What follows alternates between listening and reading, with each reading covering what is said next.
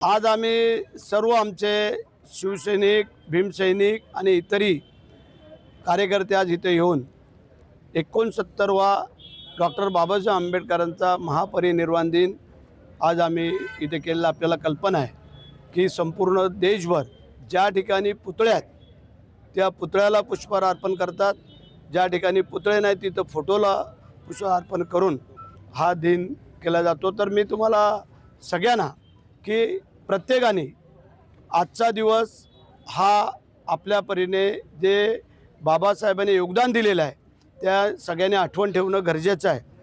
पुढच्या वर्षी 2027ला 26च्या नंतर 27ला ज्या चवदार तळ्याला बाबासाहेबांनी स्पर्श करून हे चवदार तळं सगळ्या बहुजनांना खुलं करून दिलं, तर 2027ला 100 वर्ष पूर्ण होत आहेत आणि त्याची पूर्ण तयारी आम्ही लागलेलो आहोत।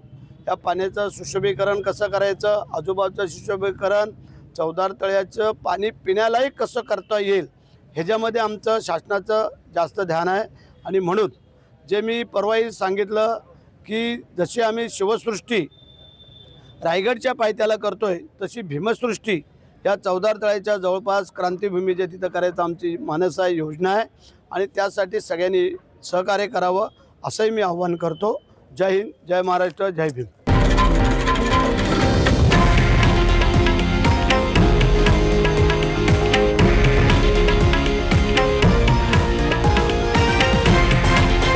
हे आहे देशातील नंबर 1 न्यूज नेटवर्क आणि आपण पाहत आहात TV9 मराठी, एकमेव।